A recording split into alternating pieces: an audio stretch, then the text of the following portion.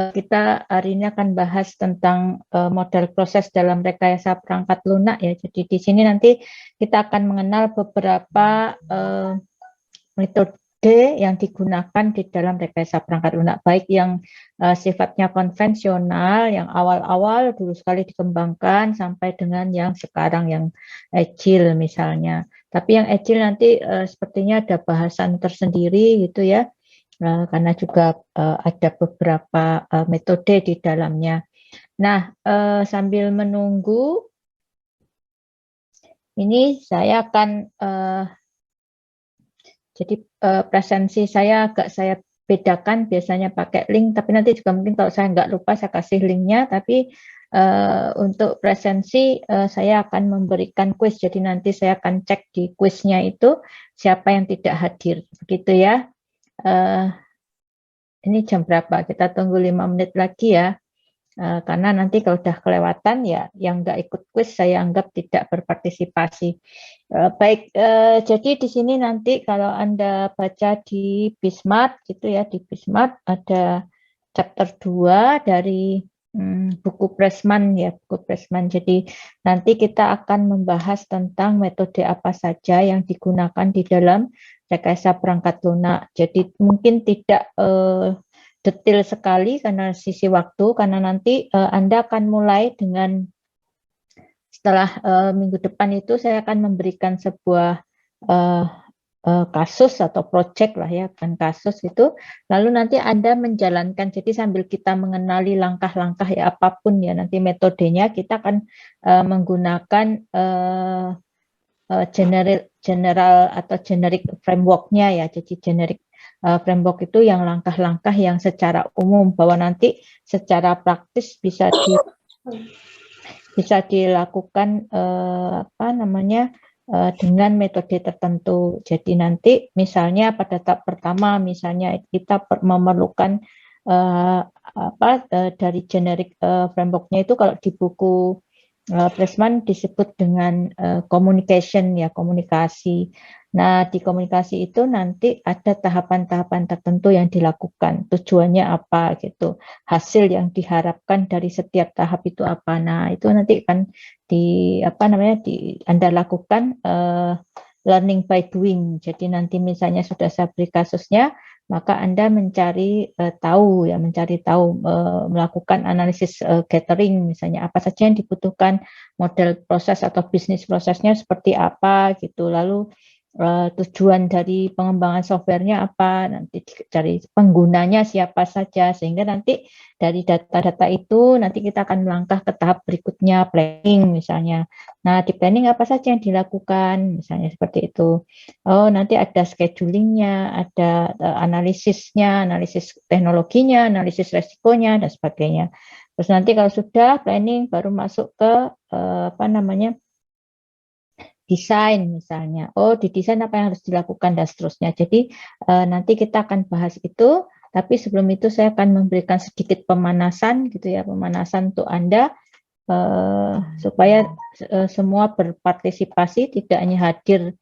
Ini kan tidak membuka kamera juga ya, harusnya membuka kamera. Di awal pertemuan saya sarankan selalu buka kamera gitu ya. Nanti kalau kira-kira koneksinya nggak memadai, baru ditutup kameranya. Tapi sekarang tolong dibuka kameranya.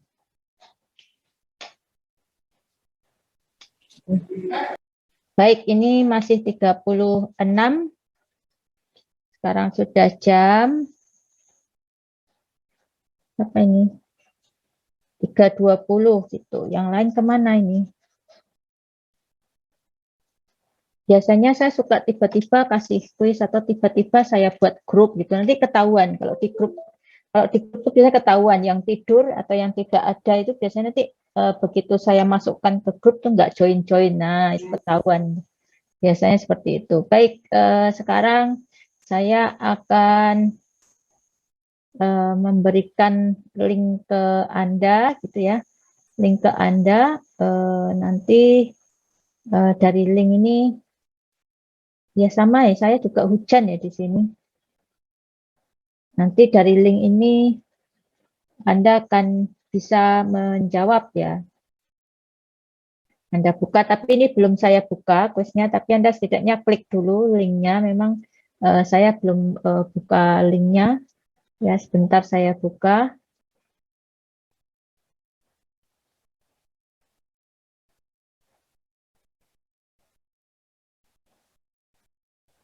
Oke. Eh, ya, seharusnya Anda sudah bisa melihat apa yang kalau Anda sudah klik linknya, Anda sudah bisa melihat apa yang tampil di layar ya. Sudah bisa dilihat? Sudah, Bu. Nah, silahkan dijawab.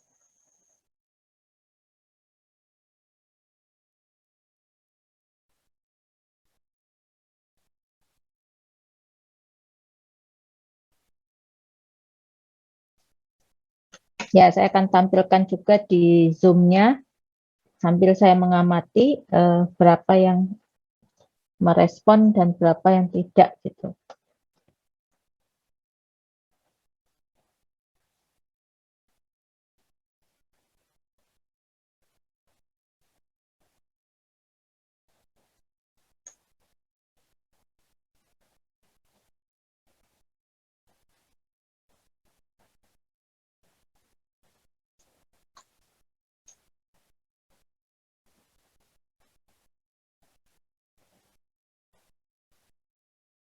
Jadi di sini lebih pada retrieval ya, apa yang Anda pahami minggu lalu, silahkan dijawab gitu ya.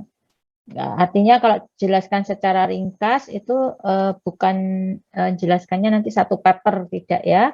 Jadi Anda definisikan berdasarkan pemahaman Anda pada minggu lalu menangkap kuliah saya, maka Anda bisa menjelaskan secara ringkas gitu, satu atau dua kalimat misalnya ya, atau satu kalimat ya, lengkap. Sebelum nanti kita masuk pada materi yang berikutnya.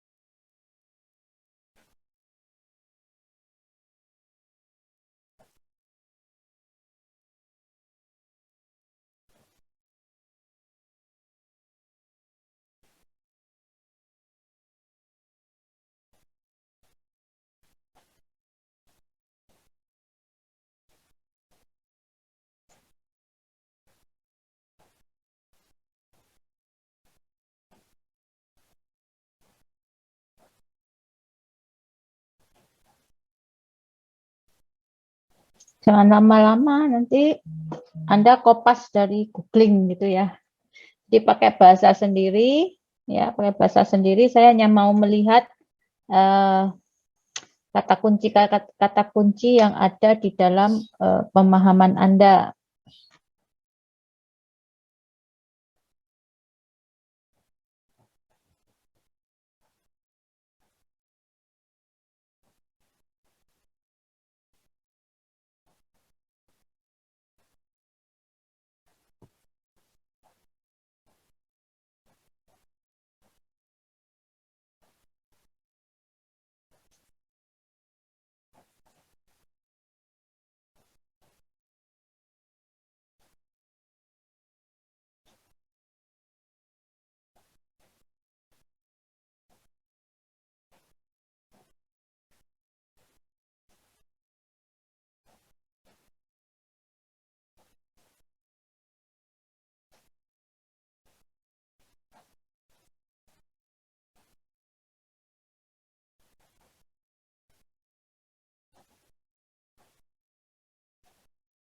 Sudah cukup waktunya 5 menit.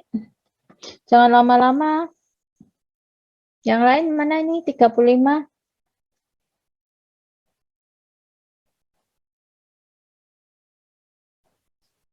Apa yang terpikir oleh Anda? Nah, itu ini ada yang komen apa ini?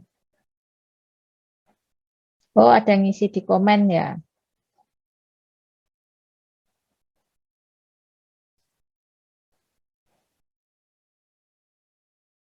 Nah, ini nanti kita bahas. Ini Maria Bernadetta Carlota.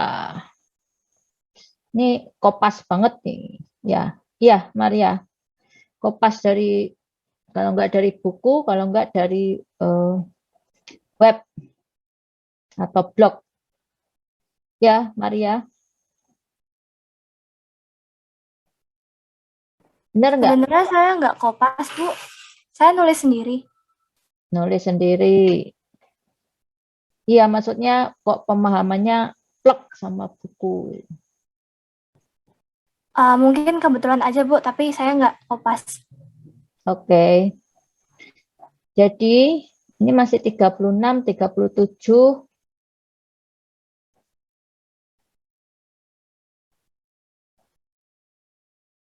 Coba kita lihat jawaban yang lain.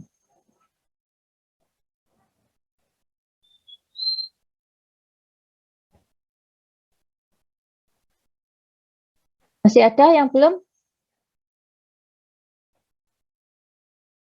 Berarti kayaknya sudah hampir 40 ya yang hadir ya, partisipannya ya.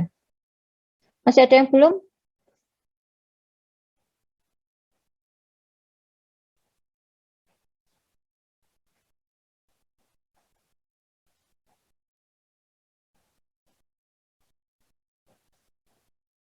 Halo? Masih ada yang belum? Sudah. Enggak, yang belum. Saya tanya yang belum. Atau ya sudah, saya tutup saja nanti biar sih. Saya akan membuka, membaca sedikit respon ya, tidak semuanya nanti saya ini.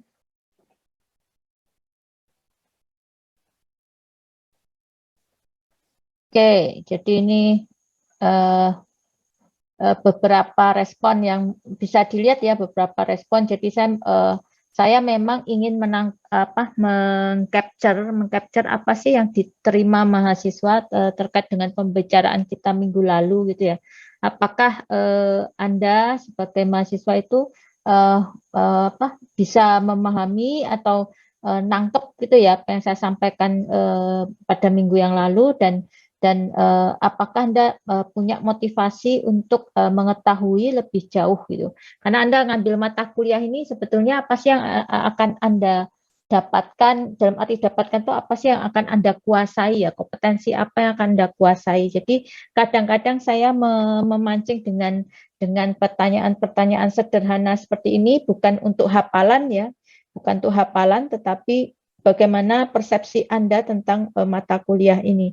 Jadi kalau tadi saya tanya Maria tentang tadi jawabannya tadi itu kan bentuk hafalan ya, mungkin nulis sendiri karena yang dibaca hafalnya begitu gitu ya.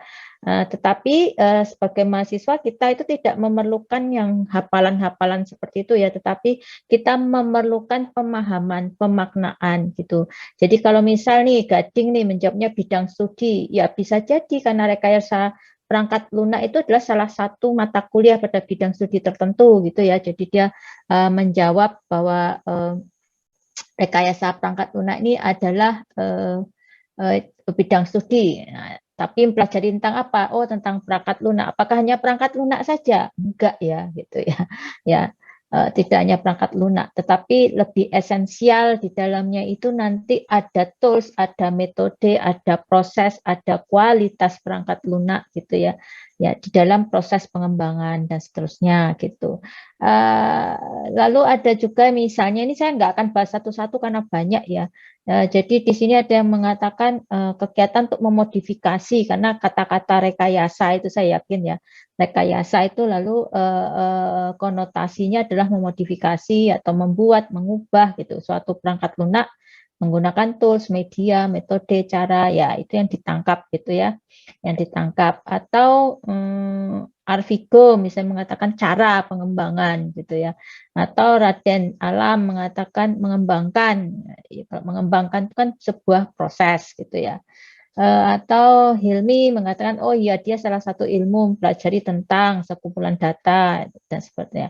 Nah ini hati-hati sekumpulan data nanti salah-salah nanti ngomongin basis data ya. Jadi bisa bisa apa definisinya bisa macam-macam.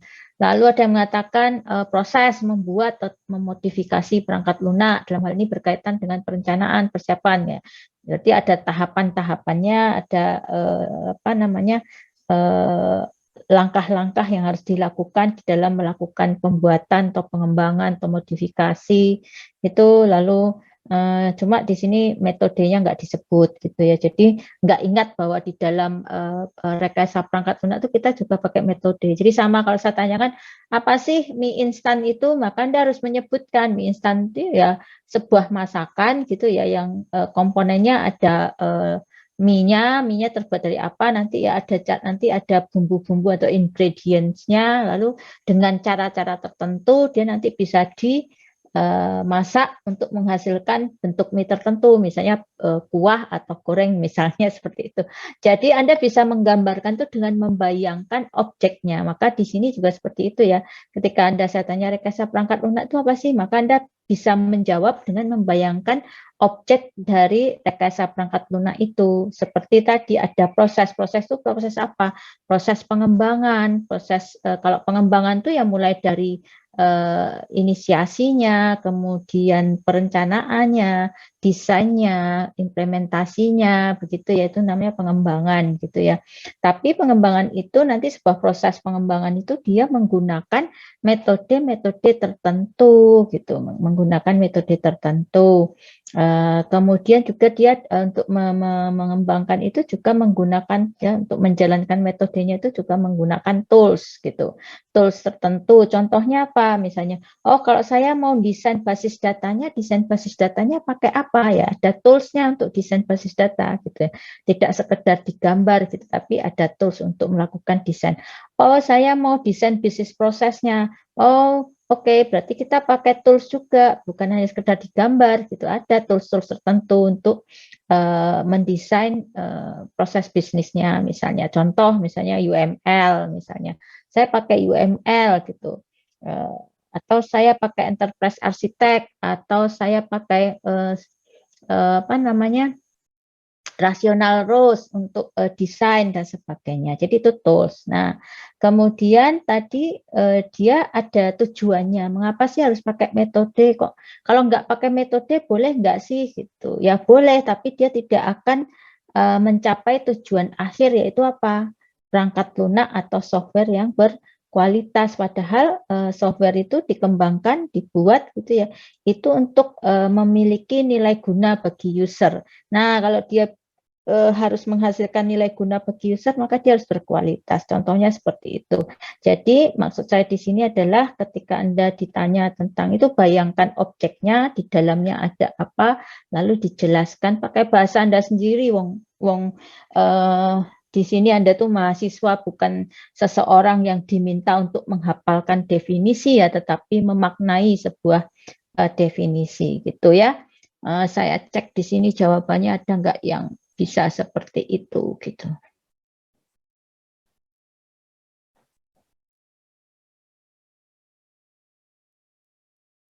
Ya, jadi nggak usah yang hafalan-hafalan gitu, sudah bukan zamannya gitu ya, tapi bagaimana Anda memaknai. Jadi pemaknaan itu adalah inti dari proses pembelajaran itu sendiri. Itu ya, kalau Anda nggak tahu objeknya hanya mendasarkan pada hafalan ya repot nanti. Nah, kenapa saya tanyakan rekayasa perangkat lunak? Karena kita kali ini akan bahas tentang metodenya. Metodenya itu banyak ya. Kita akan bahas tentang metodenya. Nah, di sini saya coba share lagi ya. Nanti kita diskusi saja. Mana ya?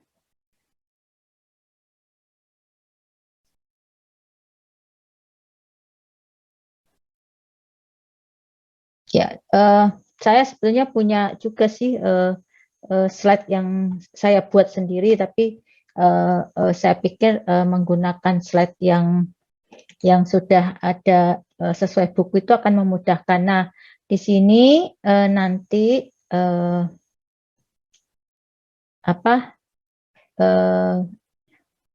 setiap tahapan, jadi ini kan kalau Anda lihat generic proses model ya, jadi proses model itu namanya model ya, model itu kan gambaran ya, gambaran kalau kita melakukan pengembangan software, maka langkah-langkah apa, step-step apa yang harus kita lakukan ya.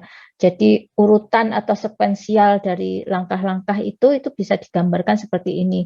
Nah, maksudnya gambar seperti ini adalah kita itu ini kan hanya memudahkan nanti ya di dalam rekayasa perangkat lunak itu ada proses dokumentasi atau proses perencanaan. Nah, sebetulnya gambar ini kalau nanti Anda baca bukunya, nggak tahu nih sudah ada yang baca bukunya chapter 2. Biasanya kalau bahasa Inggris terus malas bacanya, ya nggak? Benar nggak? Iya Bu, udah dibuka tapi kurang mudeng gitu. Ya, makanya nggak apa-apa membaca itu pelan-pelan karena gini, Anda sudah pernah baca bukunya yang terjemahannya nggak? Pressman yang terjemahan. Jadi yang menerjemahkan ada salah satu penulis di Indonesia itu menerjemahkan. Sudah pernah baca nggak bukunya?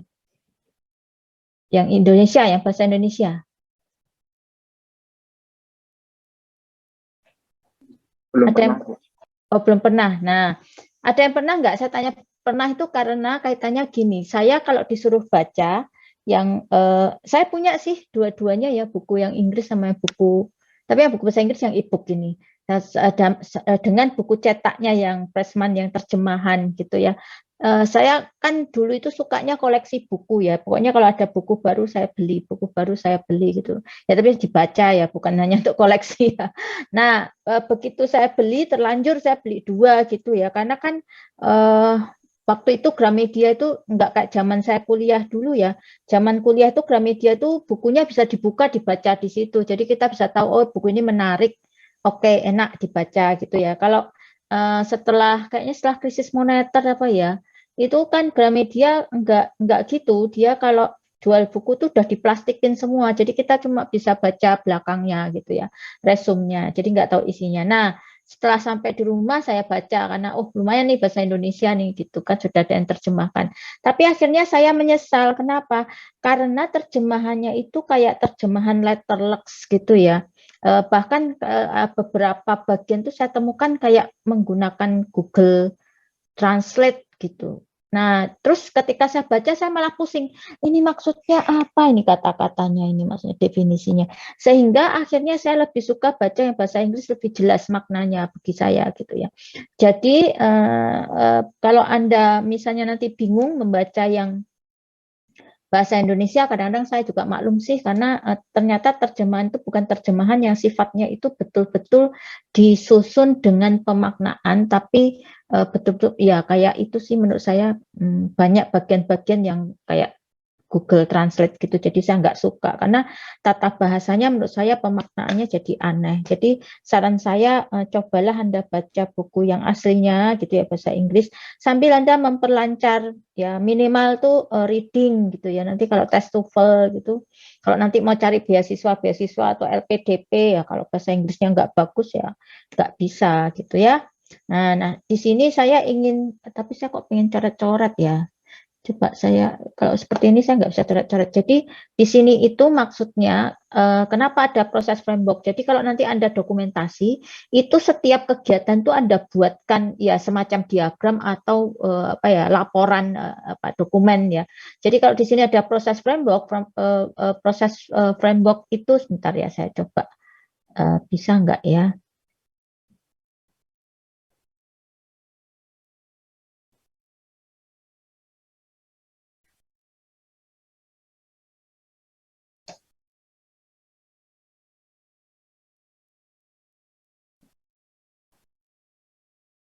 Jadi sebentar, saya harus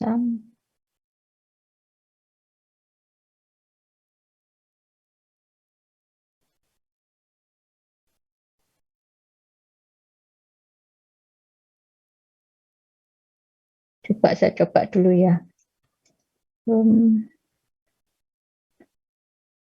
Biasanya kalau bikin software itu rata-rata kan ya memang kalau di perusahaan beda-beda ya. Saya punya pengalaman kerja di apa namanya perusahaan software ya. Itu cara dokumentasinya kan ada yang menggunakan macam-macam, tapi cara kerja orang-orang di dalamnya itu biasanya terstruktur, sistematis. Nah, ada bagian-bagian, artinya gini, mengembangkan software itu kan bagiannya banyak ya, analisnya sendiri, programmernya sendiri, desainnya sendiri, desain database-nya sendiri, tetapi setiap orang itu harus bisa mendokumentasikan langkah kerja, sehingga nanti kalau ada sesuatu yang kurang atau masih ada bug dan sebagainya itu bisa ditelusur.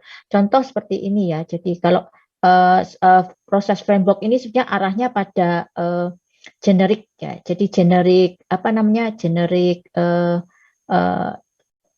metodenya. Jadi generik metodenya. Misalnya gini.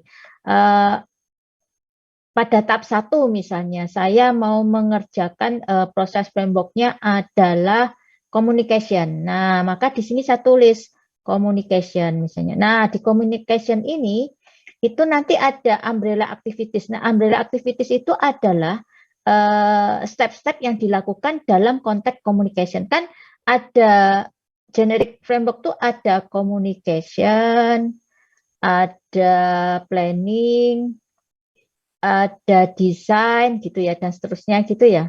Ada desain, kemudian ada implementasi atau testing dulu ya. Nah, itu pokoknya itu ya.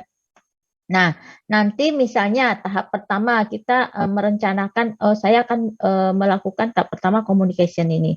Nah, di communication itu ada dua kegiatan utama, yaitu project inisiasi project gitu ya, sama analisis gathering. Nah, analisis gathering. Nah, jadi nanti kalau mau dokumentasi itu maksudnya kalau misalnya bentuknya seperti ini, saya di bagian pertama saya akan bilang ini tahap komunikasi, communication, lalu umbrella activity-nya saya mengatakan project inisiasi. Lah, project inisiasi ini apa isinya, tasnya. Jadi kalau di situ ada framework activity 1 misalnya. Nah, framework activity 1 itu berupa apa? Ya berupa ini tadi isi inisiasi itu apa? Inisiasi itu bisa nanti misalnya aktivitasnya misal ya. Misalnya aktivitasnya nanti ini activity ya, activity. Activity nomor 1 nanti berarti misalnya melakukan survei dulu atau surveinya berupa apa, siapa. Di sini dijelaskan surveinya survei user misalnya atau survei manajemen atau yang lain gitu. Nanti ada framework activity kedua misalnya. Framework activity keduanya apa gitu. Nah, ini satu dokumentasi. Lalu yang tahap 2-nya ini ada analisis gathering juga. Oh, berarti saya buat lagi ini bagian komunikasi tadi.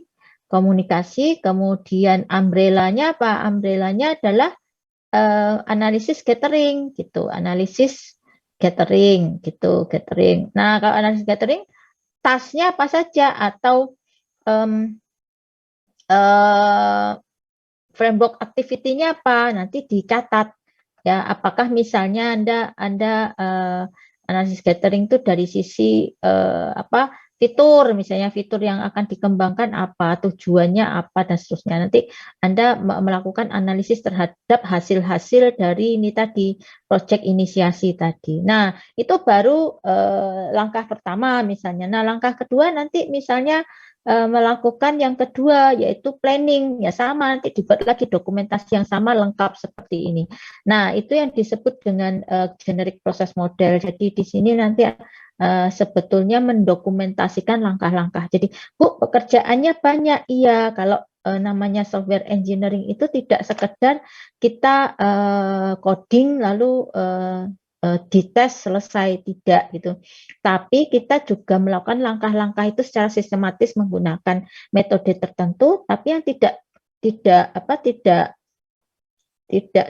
dilupakan adalah dokumentasi. Nah, dokumentasi ini bagian penting yang banyak dilupakan orang gitu ya. Jadi dia mengetahui, karena nanti kan kalau Anda bekerja di katakanlah perusahaan, itu nanti ada supervisornya, ada project manajernya, dia akan melakukan monitoring dan evaluasi terhadap hasil kerja kita. Kalau kita sebagai programmer, maka dia akan cek, kamu codingnya sudah sesuai dengan ini enggak, dan seterusnya gitu. Kalau kita misalnya desainer database misalnya, ya dia akan cek kamu database-nya sudah sampai mana, sesuai dengan tahapan ini harusnya kamu sudah sampai ini dan seterusnya gitu.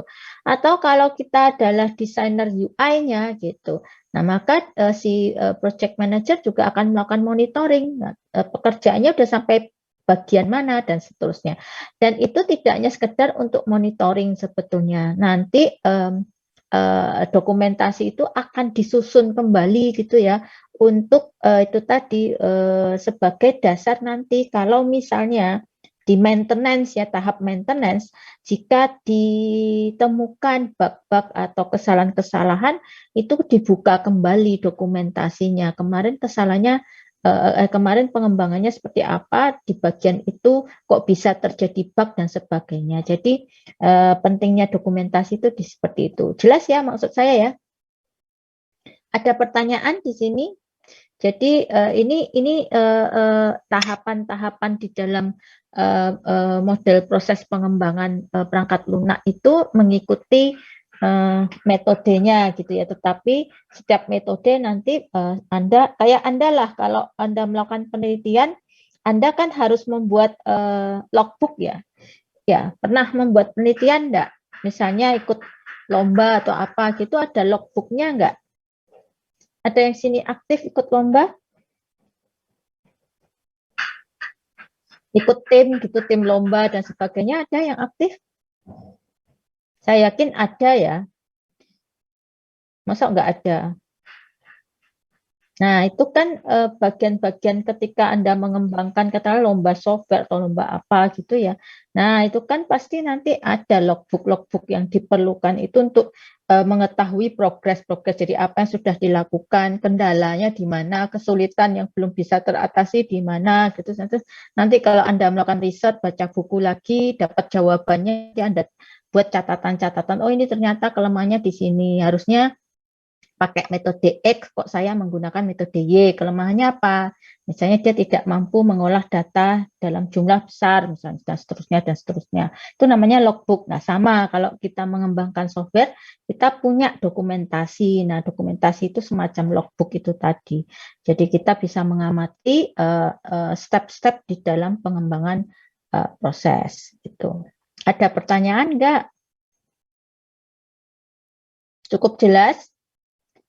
Nah, nanti artinya kalau cukup jelas, nanti kalau Anda di dalam project, ya Anda harus bisa melakukan ini ya melakukan ini, misalnya tahapan satunya apa gitu, yang dilakukan apa gitu dan seterusnya.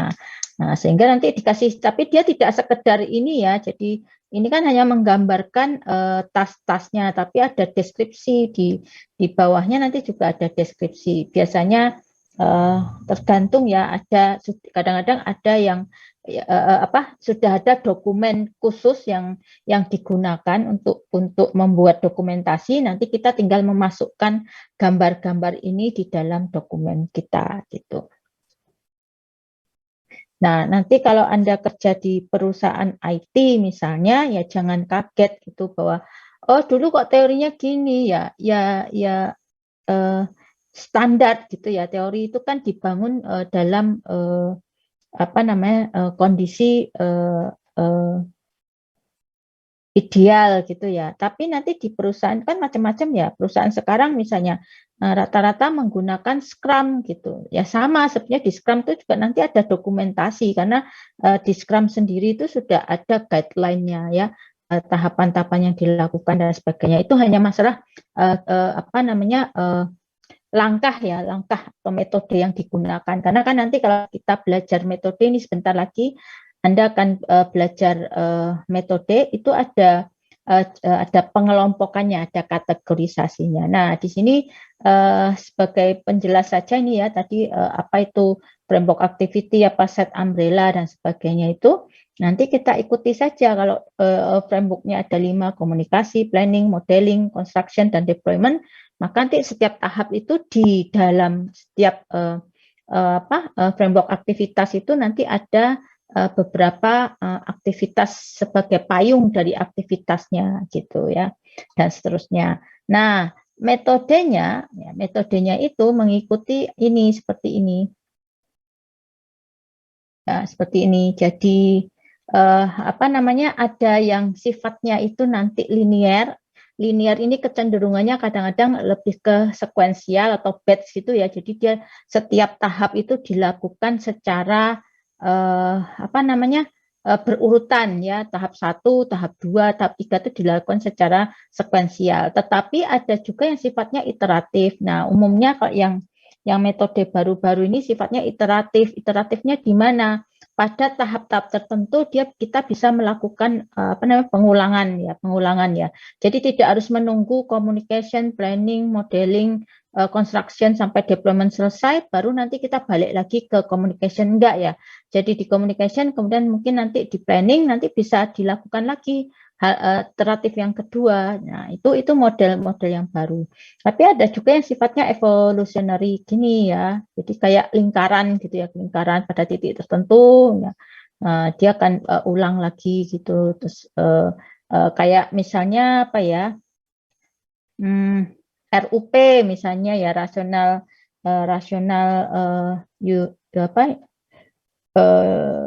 unified process misalnya, itu bisa saja jadi selesai satu tahap terus nanti diulangi pada increment-nya ke iterasi kedua, ketiga dan seterusnya, bisa seperti itu. Tapi bisa juga seperti ini, bentar saya ini. Paralel seperti ini, jadi ada tahapan yang bisa dikerjakan secara bersamaan. Sebetulnya ini mirip-mirip sih, satu sama lain mirip-mirip. Kalau nanti di sisi praktis itu nggak begitu kelihatan gitu, karena gini, kadang-kadang orang mengembangkan software itu dia begitu sudah perencanaan, itu nanti ada bagian-bagian yang bisa dilaksanakan secara paralel ya. Misalnya kalau sudah katakanlah sudah di construction itu testingnya juga bisa bersamaan ya, testing per unit itu bisa dilakukan sekaligus dengan construction tadi gitu. Terus nanti kalau ada desain yang kurang sempurna, dia bisa kembali lagi ke desain atau ke modeling itu tadi ya. Modeling ini desain ya maksudnya, untuk memperbaiki lagi dan seterusnya. Jadi secara praktis gitu sebetulnya tidak terlalu perbedaannya tidak terlalu kelihatan gitu, tapi secara teoritis memang digambarkan berbeda-beda karena ini digambarkan berdasarkan itu model atau metode-metode yang dikembangkan oleh para ahli gitu. Nah sekarang itu lebih bagaimana proses itu bisa dikerjakan dalam arti lebih cepat, tetapi juga lebih mudah dipahami oleh user gitu. Makanya yang agile itu lebih banyak digunakan karena dianggap itu hasil setiap prosesnya itu mudah dipahami user. Misal saya mau mengembangkan sistem gitu ya, katakanlah sistem pelatihan gitu ya. Maka di dalam sistem pelatihan itu ada apa saja gitu fitur yang utama. Oh, ada tentang registrasinya, ada tentang pembayaran, ada tentang untuk materi gitu, penjadwalan. Nah, maka dengan sistem metode tertentu itu orang lebih suka kalau misalnya fitur-fitur yang ini dulu lah, yang inti-inti dulu dikembangkan. Nanti kan user bisa lihat, oh ini sudah betul nih. Oh kalau registrasinya seperti ini, berarti nanti tolong ditambahkan fitur untuk pembayaran sehingga nanti kita bisa tahu dia sudah bayar, lalu dia bisa mengupload bukti pembayaran begitu. Atau kalau nggak mengupload, mungkin kalau ada kerjasama dengan banknya gitu ya, nanti setelah dia pembayaran baru dia akan bisa mendapatkan akses untuk Ini sama dengan kalau Anda ya sudah bayar SPP, kalau sudah bayar Anda baru bisa akses untuk KRS misalnya seperti itu.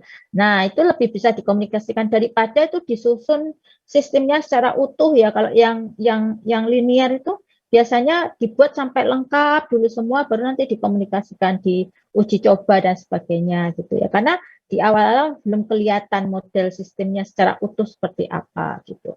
Nah, jadi di sini nanti sebetulnya kita hanya mengenali ya. Yang penting di sini Anda mengenali setiap metode. Lalu kalau sudah mengenali itu Anda bisa menentukan dia cocok buat apa. Misalnya nih, misalnya Anda dapat proyek pengembangan software gitu.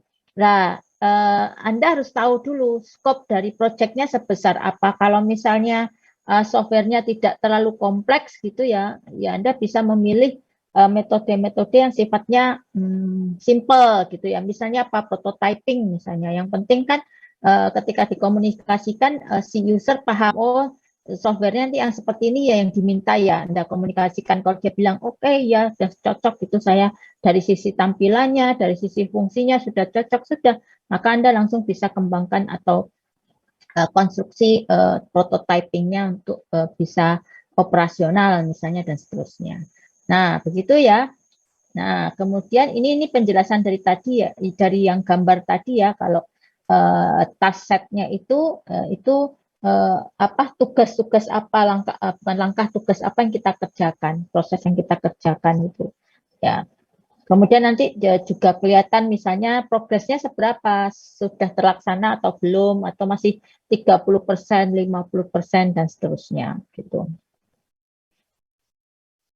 Nah, ini juga masih definisi sebetulnya, jadi ada proses pattern. Pattern itu pola gitu ya, pola-pola. Jadi di sini lebih pada pola kerja kita di dalam pengembangan sistem gitu ya. Biasanya dengan metode itu biasanya sudah sistematis sih, langkah-langkahnya itu sudah sistematis. Jadi nanti metode apa yang Anda gunakan, biasanya nanti proses dari praktisnya itu Anda akan mengikuti langkah itu. Misalnya bahwa Anda harus melakukan analisis kebutuhan atau requirement analysis, maka untuk requirement analysis itu apa yang bisa dilakukan ya tergantung metodenya gitu. Anda mau pakai metode yang mana gitu ya. Apakah menggunakan survei gitu ya, jadi Anda membuat instrumen untuk survei, nanti di sana kemudian Anda mencoba menanyakan hal-hal apa saja yang menjadi bagian penting dari software yang diharapkan, atau dengan wawancara gitu ya, wawancara langsung misalnya kepada siapa, ya kepada pihak manajemen, ya kepada user siapa yang akan menggunakan sistem itu tadi, teknikalnya dan sebagainya, atau mungkin dengan cara-cara yang baru, misalnya pakai design thinking atau pakai sprint dan sebagainya, itu juga bisa dilakukan. Jadi pola-pola seperti itu merupakan bagian dari metode yang Anda terapkan gitu. Yang jelas hal-hal seperti itu digunakan untuk apa? Kalau Anda harus melakukan analisis requirement, tujuannya apa sih analisis requirement? Ada yang sudah baca bukunya?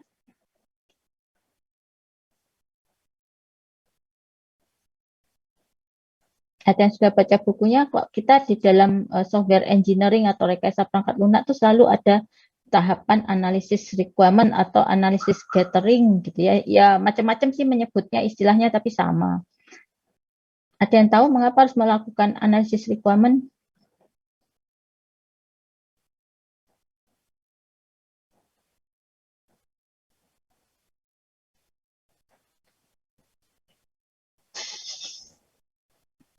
Ada yang tahu?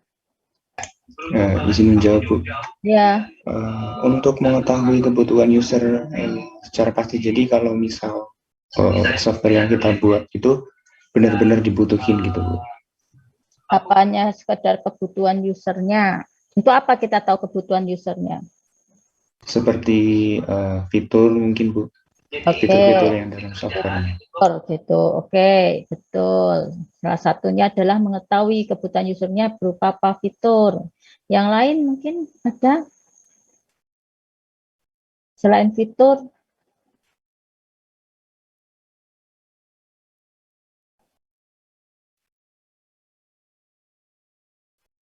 Pernah membuat software Anda?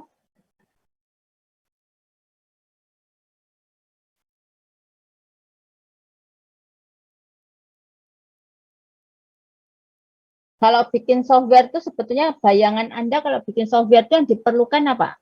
Yang terpikir oleh Anda pertama kali ketika, oh ini ada harus membuat software. Apa yang dipikirkan pertama kali? Fungsinya, Bu. Fungsi, betul, fungsi. Ini software nanti mau buat apa sih gitu ya, fungsi. Karena nggak mungkin kita bikin software tapi nggak tahu fungsinya. Nah, terus apa lagi?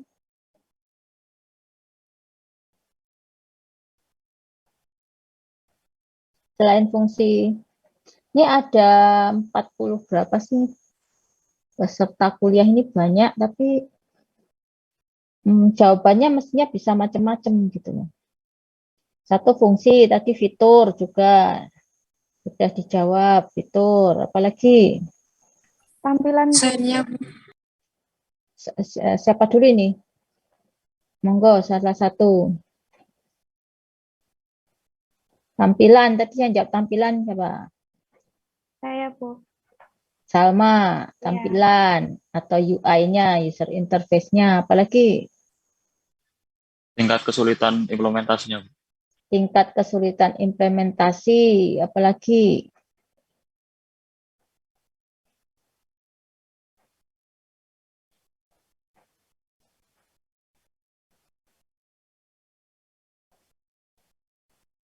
kok bikin software itu apa sih yang ada di dalamnya? Jangan bingung gitu ya. Jadi Anda bayangkan software, ngapain sih software ini gitu. Yang paling utama dulu itu adalah sebetulnya problem apa sih yang mau diselesaikan dengan software ini. Berarti kan orang bikin software itu kan tidak semata pengen merubah yang manual menjadi computerized gitu ya, terkomputerisasi. Tapi pasti ada problem-problem yang itu kalau diselesaikan secara manual itu butuh waktu gitu loh. Sementara orang mengejar bagaimana proses-proses, katakanlah proses bisnis atau proses apapun itu menjadi proses yang apa namanya cepat, yang efisien, yang efektif gitu, sehingga dia memerlukan teknologi gitu ya untuk bisa membantu itu tadi menyelesaikan problem-problem gitu.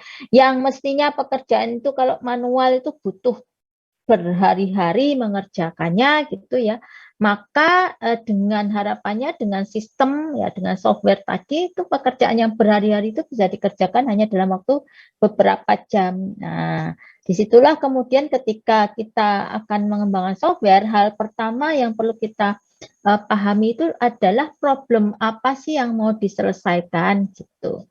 Contoh misalnya dulu orang bikin KTP itu berbulan-bulan misalnya. Bikin KTP kok sampai berbulan-bulan ya, karena manual itu tadi lari dari tanda tangan ke apa namanya, dari lurah ke kecamatan, kecamatan nanti belum ke apa namanya kabupaten atau kota madya nanti belum lagi ke pusat dan segala macam misal gitu. Lalu orang berpikir, pemerintah berpikir kok kayak gini nanti orang males bikin KTP. Kenapa sih nggak bikin apa namanya IKTP gitu ya, IKTP gitu. Sebisa mungkin syukur-syukur orang itu ngisinya dari rumah gitu, ngisi formnya dari rumah gitu ya. Jadi dia bisa diakses secara online gitu misalnya. Atau kalaupun tidak ya ya bertahap ya. Kalau dulu pertama kali KTP online itu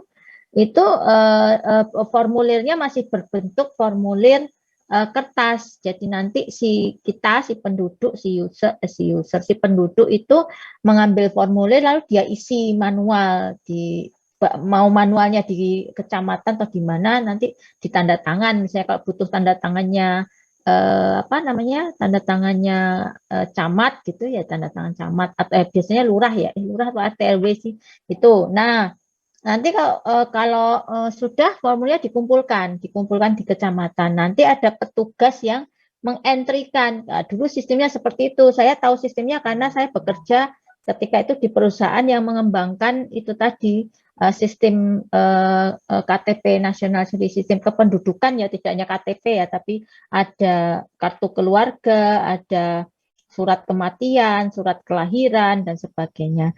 Nah, itu kan setengah manual karena si user itu ngisi, sampai sekarang juga banyak hal-hal seperti itu. Di bank misalnya, Anda kan masih harus ngisi formulir kan, nanti oleh oleh petugasnya baru nanti dientrikan gitu ya. Padahal kalau pengen cepat tuh sebetulnya si user tinggal entry saja gitu. Cuma nanti kan verifikasinya bisa dilakukan secara sistem gitu ya, secara sistem gitu. Enggak kayak sekarang ya, mengapa antrinya banyak? Ya karena itu tadi prosesnya masih setengah manual gitu loh ya. Sudahlah kita itu penduduknya banyak, proses-proses di dalam birokrasi itu setengah manual. Jadi kalau dikatakan antrinya panjang ya bukan karena penduduknya saja yang banyak, karena memang prosesnya juga setengah manual itu tadi. Nah, hal-hal seperti itu kan semestinya bisa dibuat. Gimana bikin sistem yang tadi, contohnya sekarang nih pandemi itu diharapkan mobilitas orang nggak terlalu banyak gitu ya. Jaga jarak misalnya ya, jaga jarak gitu ya. Antrian-antrian diatur sedemikian rupa berjarak. Lah, tapi kalau sistem kita itu masih manual, kira-kira sulit enggak yang Anda rasakan? Masih sulit enggak? Masih kan, harusnya ada adaptasi gitu ya, bagaimana sistem itu dibuat prosedurnya supaya orang juga tidak berkerumun gitu, supaya orang juga tidak antrinya tuh bikin kerumunan gitu. Karena apa, yang butuh layanan banyak di kita gitu ya, banyak di kita. Maka harus dibuat mekanisme, misalnya contoh kalau di imigrasi itu saya kalau ngurus paspor gitu ya, dulu antrinya luar biasa dari pagi sampai sore ngurusnya ya, karena pagi-pagi sudah banyak yang antri ambil nomor. Kalau sekarang enggak. Kalau sekarang daftar secara online nanti dapat nomor terus ditentukan, nanti tinggal foto karena datanya sudah diisikan. Nah, nanti dikasih jadwal foto hari apa jam berapa, ya sudah nanti datangnya pas jam itu, jangan kelewat gitu ya. Nah, kalau di kantor imigrasi sudah mulai kelihatan ada perubahan gitu ya, jadi ngurus paspor nggak kayak dulu berhari-hari seperti itu dan melelahkan menurut saya gitu ya, ngisi formulir nanti foto. Nah, saya nggak tahu untuk SIM, saya belum urus lagi, harusnya tahun ini saya ngurus SIM lagi. Nah, nanti kita lihat apakah manual lagi enggak gitu, atau dengan adanya pandemi itu sudah ada perubahan-perubahan prosedur. Nah, itu makanya saya katakan tadi, problemnya harus dipahami dulu di dalam pengembangan software itu problem apa yang harus kita selesaikan. Nah, kalau sudah tahu problem, nanti terus dibandingkan dengan existing sistemnya. Ya, existing system itu artinya sistem yang sedang berjalan. Ternyata semuanya manual. Nah, nanti mana saja yang bisa dikerjakan secara sistem. Nah, itu nanti diidentifikasi gitu. Bagian-bagian itu sebetulnya ini bisa dikerjakan oleh software gitu. Kayak tadi ya, pengambilan nomor di imigrasi. Ya sudah, buat saja aplikasi online-nya supaya orang yang butuh layanan keimigrasian itu daripada antrinya luar biasa. Ada yang sudah pernah mencoba bikin paspor atau ada yang sudah bikin paspor? Kapan bikinnya, Anda merasakan nggak dulu antriannya kayak apa gitu, sampai memunculkan calo gitu ya. Kalau dulu itu calo itu bisa hidup karena itu tadi, prosedur yang dibuat itu tadi membuat itu tadi. Kalau sekarang nggak boleh, harus ada calo-calo, itu harusnya nggak boleh gitu ya. Nah, karena apa? Daftar sendiri online, kemudian datang hanya untuk foto gitu. Kalau dulu enggak, nyari calo, bayar calonya dulu supaya ngantriin gitu dan seterusnya. Gitu ya. Nah, itu tadi ya. Jadi proses sistem yang ada sekarang itu kemudian disederhanakan, disimplifikasi istilahnya. Nah, itu yang namanya analisis requirement atau analisis gathering itu seperti itu. Jadi problemnya diketahui, lalu nanti digambar proses bisnisnya. Proses bisnis itu ada dua, proses bisnis yang berjalan saat ini dengan nanti rencananya akan dibuat seperti apa gitu.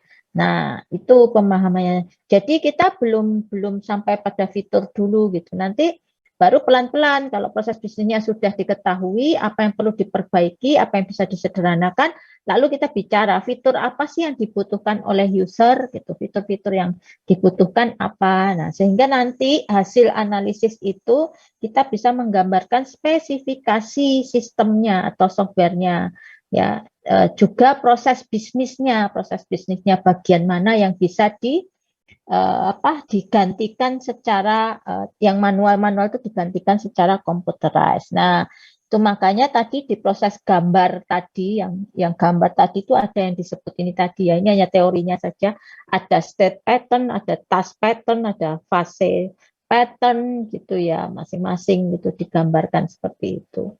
Ada pertanyaan di sini? Ya, bahwa nanti Anda membuat seperti ini gitu ya, proses, pattern, description, template. Nah, itu. Jadi semua dicatat gitu ya, semua didokumentasikan. Contoh di sini apa? Nama patternnya apa? Stage-nya atau fasenya atau task-nya misalnya. Author di sini tentu yang bertanggung jawab ya. Misalnya, oh ini tugasnya analis. Analis itu kan juga ada tingkatannya ya, analis junior, analis senior, supervisor analis gitu ya. Kalau Anda nanti kerja di perusahaan, tergantung sih perusahaannya besar atau kecil gitu ya.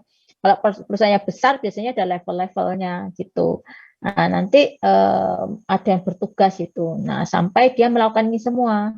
Nah, versi itu dibuat supaya tahu ini tahap pertama tuh dibuat seperti ini, nanti bisa jadi ada perubahan pada iterasi berikutnya, oh ada yang kurang gitu, maka nanti ada versi kedua, versi ketiga gitu, itu diperlukan ya, namanya dokumentasi ya. Kemudian ya semualah problemnya apa, nanti kalau kita sudah tahu problemnya, kira-kira solusi yang kita tawarkan seperti apa, gunanya apa, nanti itu supaya nanti bisa dilakukan analisis. Tadi kan disebutkan ya, analisis bukan analisis tapi ketersediaan teknologinya misalnya ya, bisa diimplementasinya bisa diwujudkan apa enggak gitu ya. Nah, maka itu nanti dianalisisnya. Jadi nanti aktivitasnya apa dan sebagainya itu dibuat. Maka kalau di sini Anda lihat ada inisial konteks, ada realisasi activity, ada hasil, ada baik buruknya, untung ruginya. Jadi pros and cons, untung ruginya apa, itu bagian dari analisis resiko juga sebetulnya. Terus nanti ada contohnya, terus kira-kira pattern-nya. Jadi ini hanya dari sisi dokumentasi ya, tapi dari sisi aktivitasnya maka kita mengikuti metode yang kita gunakan. Nah, ini hanya contoh saja ya. Nah, ini contoh saja. Jadi ini bisa Anda isikan nanti ini. Oh, requirement-nya apa? Unclear, belum jelas. Ya, tipenya apa? Oh, fase pattern. Intent-nya apa? This pattern describe bla bla bla bla gitu. Ini inisial konteksnya apa? Oh, yang kondisi yang harus dipenuhi apa? Stakeholder-nya harus bagaimana dan sebagainya. Itu tadi dari analisis requirement tadi. Lalu problemnya di mana dan seterusnya. Ini hanya contoh ya. Nanti Anda bisa baca deh ya. Saya hanya menyamakan, saya tidak akan menjelaskan bukunya gitu, nggak cukup waktunya nanti ya, tapi ini kita menyamakan persepsi supaya nanti kalau Anda baca buku, Anda bisa menangkap, oh ini maksud yang ditulis ini seperti ini, yang tadi mungkin sudah saya jelaskan gitu ya. Kemudian hanya ini, kemudian ini bisa saya lewatkan saja. Nah, ini yang disebut dengan metode-metode tadi ya, salah satunya ini yang termasuk yang masih konvensional itu ya, yang sifatnya sekuensial tadi ya. Nah, di sini di waterfall ini itu jalannya seperti ini ya, bahwa dia menggunakan generic framework-nya sama ya, dia punya komunikasi, planning, modeling atau desain, construction, kemudian deployment. Nah, apa saja aktivitas yang di dalamnya ini, umbrella aktivitasnya ini ada project inisiasi, ada requirement gathering, nanti di planning dia harus melakukan estimasi, scheduling, tracking. Nah, ketika modeling dia melakukan lagi analisis apa modelnya, spesifikasinya dan sebagainya, lalu didesain gitu. Jadi apa yang dia dapat, ini kan dapat data nih, nanti ini dapat data nih. Lalu data-data yang dikumpulkan ini nanti di tahap modeling itu dianalisis sehingga kita tahu model proses bisnisnya seperti apa yang harus kita kembangkan. Lalu nanti pelan-pelan didesain mulai dari desain fiturnya, desain database-nya, desain UI-nya, arsitektur dari sistemnya dan sebagainya gitu.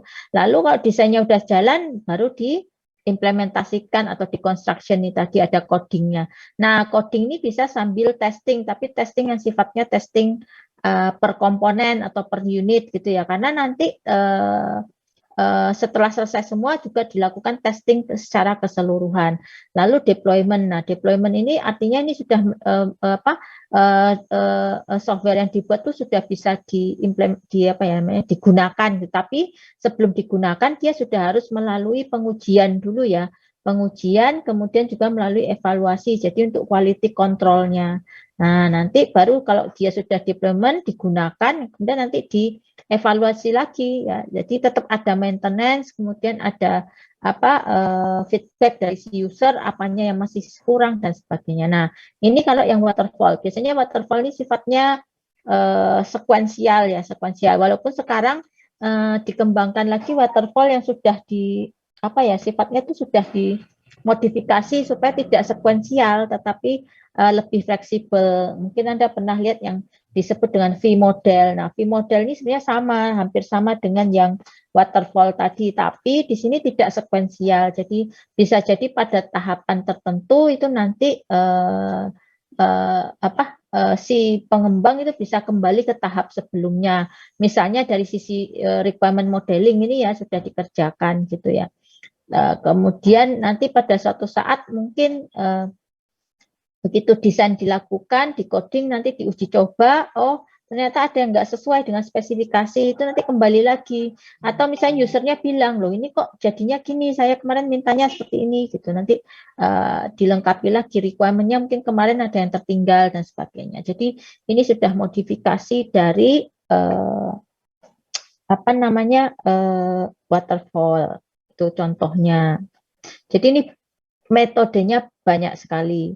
Nah, kemudian ini yang model incremental, jadi dilakukan per tahap, jadi antara sekuensial, tapi nanti kemudian dinaikkan lagi, oke, ditambahkan fitur berikutnya, kerjakan lagi, oh fitur apalagi kalau misalnya ada 10 fitur misalnya, nah bisa jadi increment 1 itu untuk mengerjakan 1 fitur, nanti kalau selesai diuji coba sampai delivery gitu, tambahkan fitur berikutnya, selesai dites lagi, digabungkan dengan fitur 1, diuji lagi gitu dan seterusnya. Nah, itu hampir hampir mirip kalau dengan yang rata-rata yang agile itu hampir kayak yang incremental tadi. Jadi saya katakan tadi hampir mirip-mirip itu karena memang secara praktis gitu kadang-kadang orang bercampur gitu ya, melakukannya itu secara istilahnya dimodifikasi. Nah, jadi di sini antar satu bagian itu dilakukan berurutan sekuensial, tapi nanti sekuensialnya itu untuk per bagian gitu ya, per sub gitu. Ya, sampai nanti semuanya selesai. Kemudian, nah ini yang evolutionary tadi ya, contohnya itu prototyping. Nah, kalau prototyping itu memang kecenderungannya dia lebih cepat bisa dikomunikasikan dengan user ya. Jadi dia bikin langkahnya sama, ada tahap komunikasi, kemudian dia bikin planning, oh ini harus dibuat gini-gini, lalu dia bikin prototype. Prototype itu jenisnya nanti macam-macam. Ada yang paper prototype, kalau memang itu prototype itu tujuannya untuk di langkah-langkah awal ya, untuk menyamakan persepsi dengan usernya ya, memberi gambaran kepada user nanti sistemnya seperti apa gitu, atau juga prototype yang sifatnya mock up gitu ya. Nah, memang belum operasional, tapi dia sudah bisa menggambarkan misalnya UI-nya nanti seperti ini, nanti hasilnya harus seperti ini, tampilan inputnya seperti ini dan sebagainya. Nanti kalau sudah disetujui oleh user, baru nanti dia dikembangkan. Jadi yang prototyping ini juga banyak digunakan juga. Nah, kalau yang ini sudah jarang nih, kayaknya yang ini sudah jarang digunakan, agak rumit memang. Tapi ini model yang pernah dikembangkan gitu ya, bukan model, metode yang pernah dikembangkan ya, metode rekayasa perangkat lunak yang pernah dikembangkan. Tapi kayaknya sudah jarang sekali digunakan. Jadi kenapa ditulis metodenya sebagai the spiral? Karena prosesnya ya kayak spiral itu ya, dari awal dia mengikuti komunikasi, lanjut planning, lanjut modeling, construction, terus dikembangkan lagi, ditambah gitu. Tapi ya sekuensial, tapi apa ya istilahnya hampir mirip ya, sekuensial tapi dia berputar terus gitu ya. Ya, tapi titiknya sama, satu titik sama. Jadi tidak bisa melompat kalau ini ya. Jadi misalnya kita sedang berada di sini, tiba-tiba kita melompat ke sini itu nggak bisa. Jadi antara sekuensial tapi continue gitu ya, continue. Tapi ini udah jarang ya. Nah, kemudian nih yang jenis lainnya masuk yang evolutionary, tapi yang jenis lainnya yaitu concurrent gitu.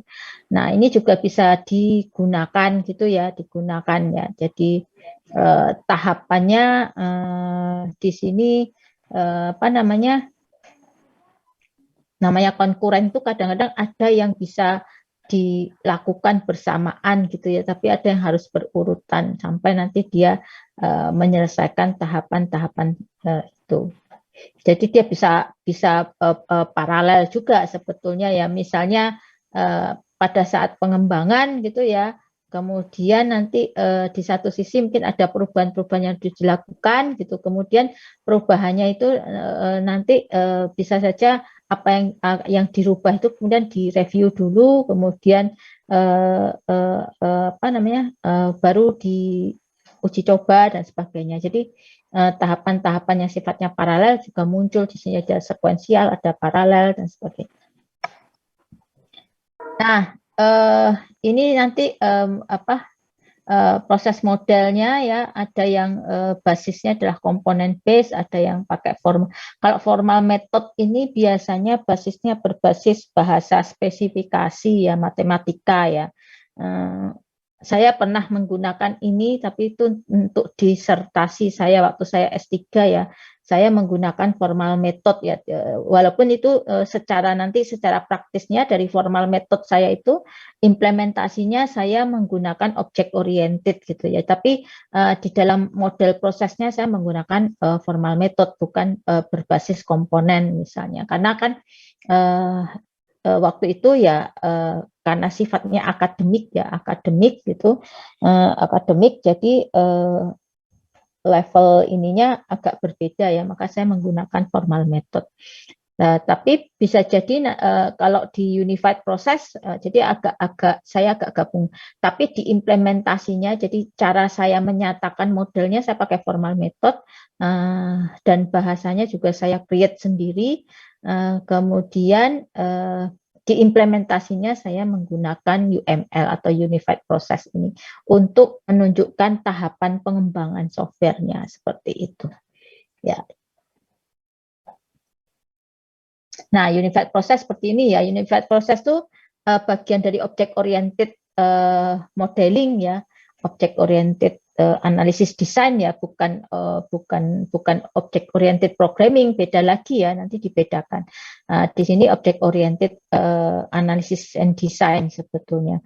Nah, di sini dia sifatnya memang iteratif gitu ya. Kalau di unified process itu iteratif. Penamaannya juga berbeda-beda, dari mulai inception, elaboration, construction, transition, ya, itu ya. Nah, nanti itu dilakukan secara iteratif ya. Di inception dia melaksanakan mulai dari komunikasi, planning, modeling, construction, deployment. Terus nanti itu dilakukan beberapa iterasi gitu ya.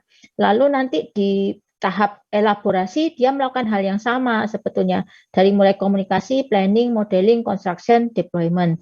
Cuma porsi dari komunikasinya sudah berkurang. Kalau di inception tadi porsi komunikasinya besar gitu ya, communication dan planning itu besar. Tapi di elaborasi dia lebih fokus di modeling. Itu nanti juga dilakukan secara iteratif, bisa 2 iteratif, 3 iteratif, 5 iteratif, 6 iteratif, tergantung kompleksitas dari softwarenya. Terus nanti di construction juga begitu, dilakukan lagi communication, planning, modeling, construction, deployment, gitu. Sama dilakukan. Cuma fokusnya lebih pada construction-nya, modeling dan construction-nya. Communication planning sudah bisa dikatakan sangat sedikit. Modelingnya juga hanya lebih ke revisi-revisi begitu, tapi fokusnya pada construction gitu ya. Jadi membangun softwarenya. Nah, kemudian nanti transition. Nah, transition itu sama, dia juga melakukan communication, planning, modeling, construction, dan deployment. Cuma fokusnya lebih pada deployment itu tadi. Nah, itu yang disebut dengan unified process. Jadi tahapannya itu sekuensial tapi iteratif gitu. Ya, nanti silahkan dibaca juga bukunya. Jadi saya di sini hanya menggambarkan supaya Anda lebih mudah memahami nanti kalau baca bukunya. Nah, makanya di UP fase ini ya itu yang saya katakan tadi ya, kalau di sini dikatakan dalam bentuk diagram itu tadi ya, tahap inception itu lebih pada apa sih yang banyak dilakukan, tahap elaborasi, construction dan transition itu pada apa gitu. Makanya fokus pekerjaannya atau fokus tasknya itu pada ini. Tapi setiap tahapan insepsi misalnya itu ini melakukan requirement analysis, desain, implementasi, tes, support ini dilakukan semua gitu. Ya. Mudah-mudahan Anda bisa paham. Sebenarnya kalau sudah baca itu ya lebih mudah memahaminya gitu. Nah, ini work product-nya seperti ini gitu ya gambarannya. Ada pertanyaan dulu dari model, masih ada sih sebetulnya ini nanti yang agile mungkin minggu depan ya. Ada pertanyaan dulu atau yang mau didiskusikan?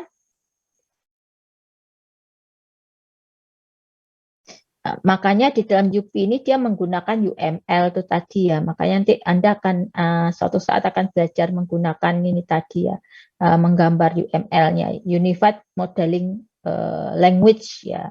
Nah, jadi UML itu sebenarnya bahasa, tapi bukan bahasa pemrograman, tapi bahasa pemodelan. Ya. Nanti akan Anda belajar menggambar use case itu gimana sih, gitu ya. Business case-nya seperti apa sih, dan seterusnya. Jadi dielaborasi juga itu use case-nya itu dikembangkan lagi. Tidak hanya sekedar use case menggambarkan bisnis proses, tapi lebih dikembangkan lagi, dan seterusnya. Nanti sampai misalnya Anda membuat activity diagramnya, ya sequence diagramnya, kalau misalnya sistemnya interaktif ya state chart diagramnya dan seterusnya. Ada pertanyaan? Saya dari tadi ngomong terus gitu ya. Bisa ditangkap? Karena metode ini nanti sebetulnya kalau untuk pemahamannya itu memang agak sulit kalau Anda tidak menerapkan ya. Saya bisa menjelaskan itu kan karena saya menerapkan beberapa metode ya gitu ya. Jadi saya bisa menjelaskan, harapan saya dengan penjelasan saya ini nanti Anda kalau mencoba membaca bukunya nanti sudah lebih mudah untuk memahami. Sebetulnya kebalik, harusnya sih baca bukunya dulu ya baru kita diskusi gitu. Kalau ini kan enggak ya. Anda kayak hanya menangkap mendengar saya gitu tanpa ada prior knowledge sebelumnya karena Anda enggak baca duluan gitu. Tapi kalau ada prior knowledge itu antara apa yang Anda baca dengan apa yang saya jelaskan itu nanti bisa diintegrasikan.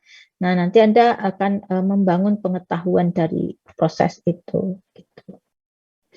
Nah, kalau di sini personal software process namanya saja personal ya, berarti tentu lebih ini ya sifatnya ya. Tapi sama sebenarnya, hanya istilahnya aja beda-beda, bahwa dia ada planning, ada high level design, ada high level design review, ada development, ada post mortem. Itu sebenarnya sama saja ya.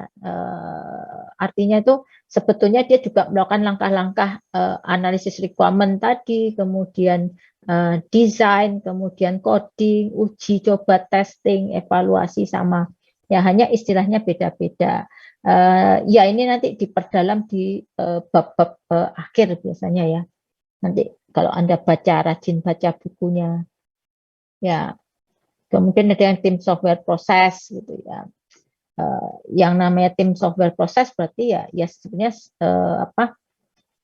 sama ya, karena pengembangan software itu kan dilakukan di dalam sebuah tim ya. Kalau di sini build self-directed team that plan and track their work, establish goal, and own their process and plans. This can be pure software teams or integrated product team of 3 to about 20 engineers gitu. Nah, kalau di sini kelihatan ya bahwa ini lebih cocok digunakan pada mungkin software-software yang besar ya, atau mungkin di perusahaan-perusahaan yang punya tim apa istilah divisi software apa sih namanya, divisi pengembangan software sendiri gitu.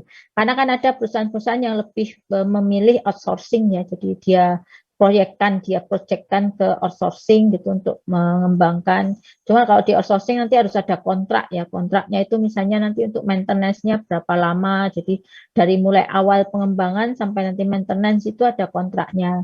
Tapi kalau misalnya ada divisi sendiri gitu ya, divisi sendiri di dalam perusahaan, nah dia kan terikatnya pada itu tadi ya, dia sebagai karyawan di situ ya, artinya sudah ada kontrak yang mengikat. Cuma repotnya tuh gini, kalau misalnya nanti ada ini hanya pengalaman aja ya, jadi misalnya tim seperti saya dulu kerja di perusahaan, timnya sudah solid, tahu-tahu salah satu programmernya keluar, padahal dia yang banyak memegang kendali gitu ya. Dan susahnya lagi misalnya dia tidak rajin di dalam membuat dokumentasi.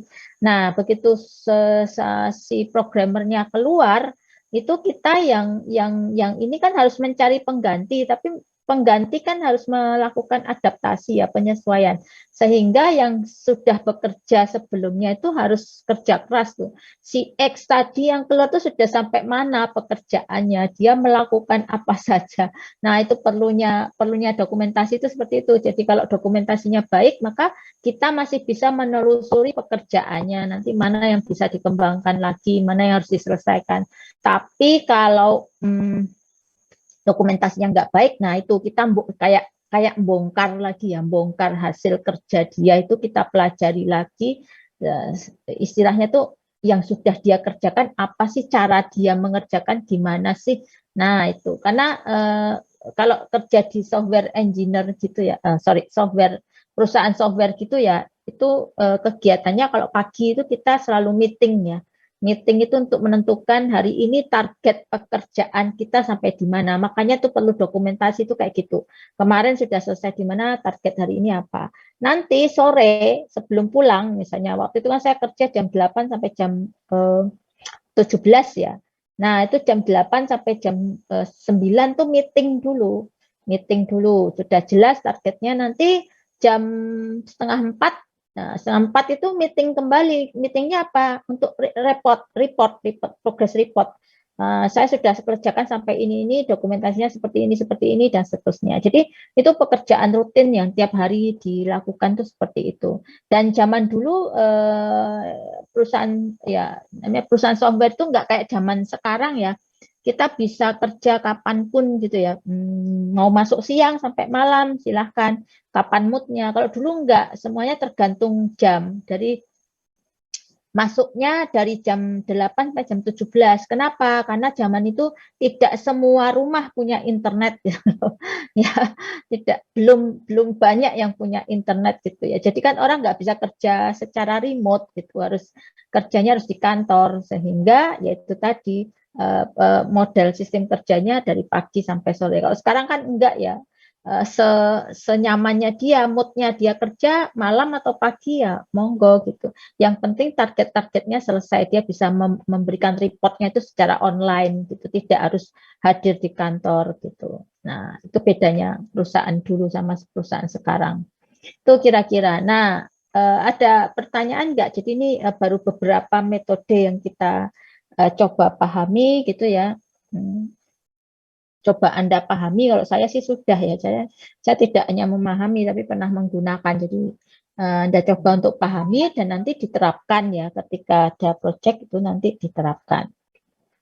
Oke, saya sampai jam berapa ya? Saya sampai jam berapa? Lupa saya.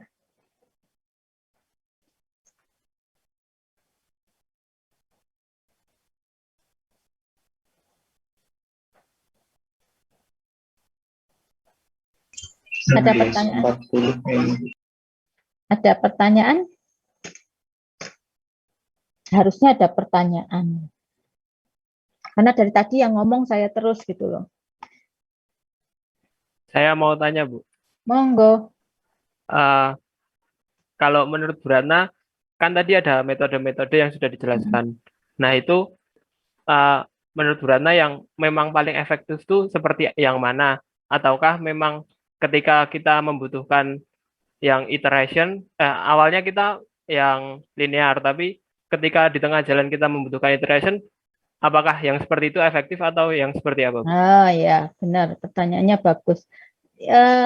Itu sebabnya kita harus memahami ya problem dari software yang akan kita buat itu mau menyelesaikan problem apa, kemudian scope dari softwarenya seperti apa. Karena gini, pemilihan metode itu harus betul-betul kita pikirkan dari awal gitu ya.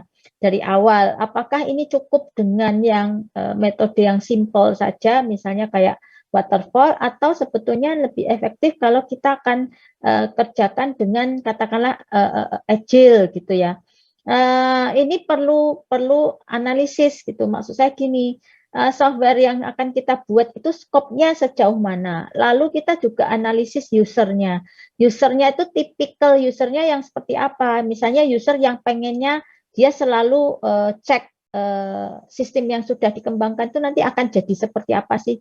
Karena ada tipikal user yang oke, pokoknya nanti jadinya kayak apa gitu loh. Misalnya dia pesen mobil ya dia nanti mikirnya mobilnya kayak apa gitu loh. Tapi ada user yang tipikalnya kalau saya pesan mobil, yang penting fitur utamanya dulu kelihatan apa gitu. Nah, nanti dari fitur yang kecil itu dia minta lagi tambahkan, kembangkan lagi.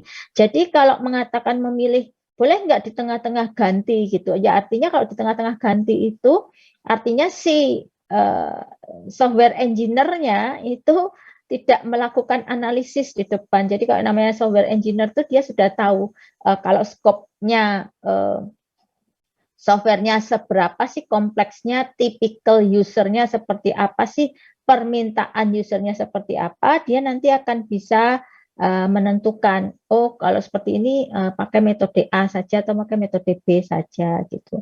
Tetapi fakta di lapangan, ini fakta kalau nanti Anda coba baca beberapa jurnal ya, atau apa ya istilahnya link-link bukan beberapa ya, sebagian besar perusahaan-perusahaan baik yang IT maupun yang non IT itu sekarang arahnya lebih ke Scrum itu tadi ya.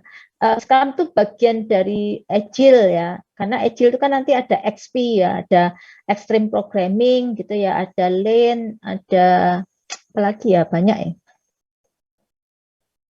Kanban, ada apa. Nah, itu kenapa? Ya tadi itu banyak yang membuktikan dengan metode Scrum itu lebih efektif, lebih cepat, si user lebih mudah dipahamkan tentang progres-progres software yang harus dikembangkan. Walaupun itu juga tidak hanya digunakan untuk yang proyek-proyek software ya, tapi untuk proyek-proyek lain tuh banyak yang menggunakan. Itu sebabnya sekarang kalau perusahaan nyari, misalnya ya nyari karyawan, nyari SDM itu kadang-kadang secara terang-terangan dia tulis punya pengalaman tentang itu tadi ya mengembangkan software dengan Scrum misalnya, dia sebut itu. Jarang yang menuliskan punya pengalaman sekarang dengan waterfall gitu ya, jarang. Sekarang rata-rata seperti itu. Jadi itu juga jadi acuan sih gitu. Artinya nanti kenapa Anda harus mau belajar itu misalnya, karena ya mungkin sekarang saya nggak tahu 5 tahun lagi ditemukan lagi nggak metode baru gitu ya, saya kan nggak tahu.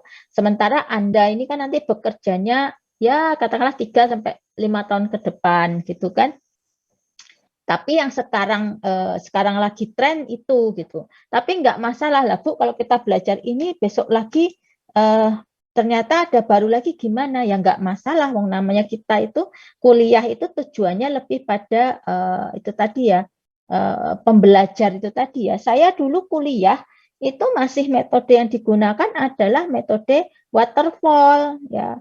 Waterfall, lebih banyak menggunakan waterfall. Tapi waktu kerja, bahkan ketika saya kuliah lagi gitu ya, S2 dan S3, Nah, itu kan sudah banyak metode baru, jadi saya harus belajar lagi. Ya nggak apa-apa gitu. Waktu saya kuliah S3 juga belum ada Scrum ya, waktu itu lebih ke extreme programming gitu ya. Tapi sekarang ada Scrum ya, belajar lagi nggak masalah gitu ya. Ya nggak masalah karena memang kita itu kuliah itu sebetulnya lebih pada bagaimana belajar, ya belajar caranya belajar gitu ya. Jadi kalau dikatakan apalagi bidangnya IT atau bidang yang cepat berubah lagi apa ya, kedokteran misalnya gitu ya. Kecuali Anda belajar di bidang hukum. Nah, hukum itu relatif statis ya ilmunya. Maksudnya kalau ada perubahan-perubahan ya nggak terlalu cepat lah. Kalau di IT ini perubahannya kan cepat sekali ya, ya nggak. Jadi yang perlu Anda kuasai itulah dasar-dasarnya. Ya, dasarnya sama saya cerita ke Anda misalnya. Dulu nggak ada objek oriented itu saya belum waktu kuliah S1 ya. Itu belum terlalu dikenal objek oriented gitu. Tapi begitu selesai S1 bekerja sudah mulai mengarah ke objek oriented gitu. Nah, apakah saya sia-sia belajar? Enggak, ya. Yang penting saya tahu dasar-dasarnya. Pemrograman itu dasarnya apa sih? Lalu kalau nanti beralih ke objek oriented, yang berubah apanya? Oh, paradigmanya berubah gitu.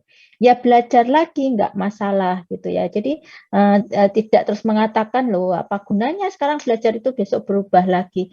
Nah, nyatanya saya juga mengalami hal seperti itu gitu ya.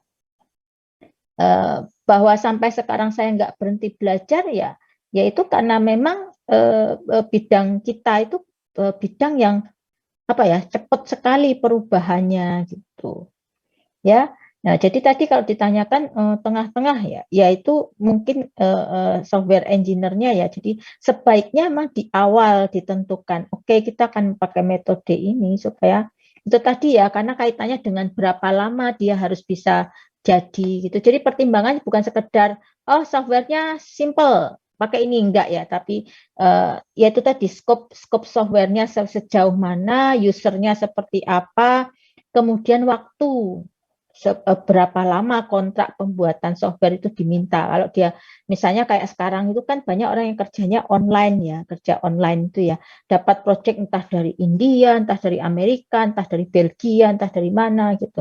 Itu biasanya itu berupa outsource, misalnya ada bagian-bagian tertentu gitu oleh perusahaan sana dilempar, nanti dapat kita misalnya dapat itu dikasih waktu, kamu hanya boleh kembangkan ini 3 minggu selesai, sanggup enggak? Nah itu harus cepat loh. Oh kalau kayak gini berarti 3 minggu selesai, harus tahu. Oh metode ini biar cepat tuh metodenya gini gitu. Nah itu butuh jam terbang ya, jam terbang. Tapi caranya supaya bisa gitu gimana? Pahami setiap metode gitu, karakteristik metode itu dia lebih cocok untuk software yang seperti apa.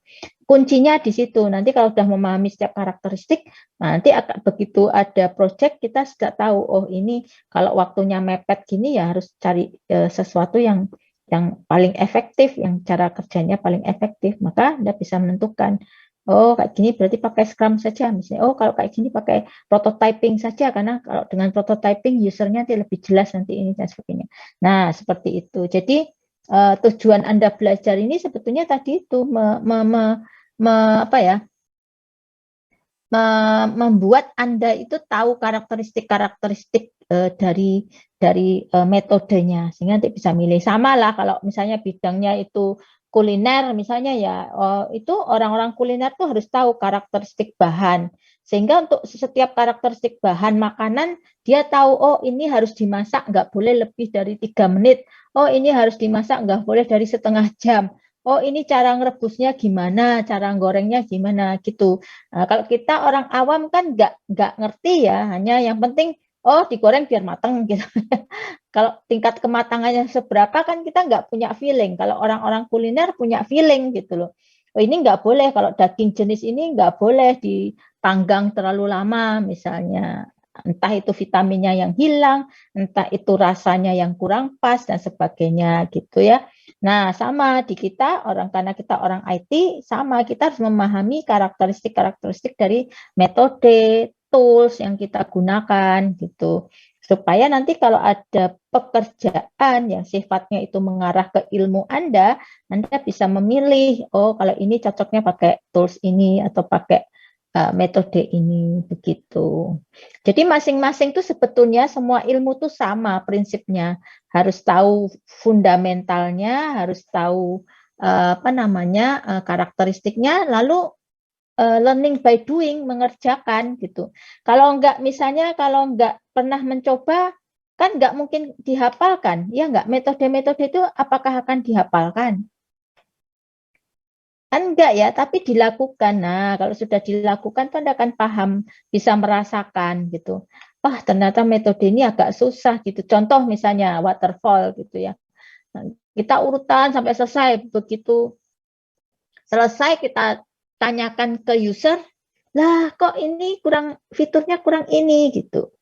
Ya wajar, karena ketika kita mengobservasi user tuh belum tentu semua user tuh tahu yang dia inginkan. Artinya tuh tidak di awal tuh dia tidak bisa menyatakan keinginannya dari keseluruhan tuh apa. Jadi masih istilahnya kira-kira, dia mengatakan kira-kira nanti pokoknya bisa ini, bisa itu. Tapi begitu softwarenya jadi, dia coba terus bilang, lah kalau misalnya ditambah ini gimana? Ditambah ini gimana? Nah, berarti kan kita kembali ke awal lagi, kembangkan lagi, sampai selesai tunjukin lagi. Ternyata nanti dikembalikan sama lagi. Dia bilang, oh ini saya kurang cocok, ini tampilannya kok gini ya, saya nggak suka, gini dan sebagainya. Nah, itu kesulitannya di waterfall tuh kayak gitu. Karena apa? Kita bisa menunjukkan hasilnya kepada user tuh setelah semua proses berjalan. Nah, itu banyak ruginya dari sisi waktu, iya, kemudian nanti dari sisi kontrak gitu. Kontraknya di awal kontraknya sudah jelas sekian. Nah, nanti kalau dia minta tambah terus, dia mau nggak bayar gitu ya. Bayar penambahannya itu karena nanti penambahannya juga dikenai biaya. Kenapa? Butuh pekerjaan, butuh proses dari awal lagi untuk nambah dan seterusnya misalnya gitu. Jadi banyak aspek yang bisa yang berpengaruh gitu ya.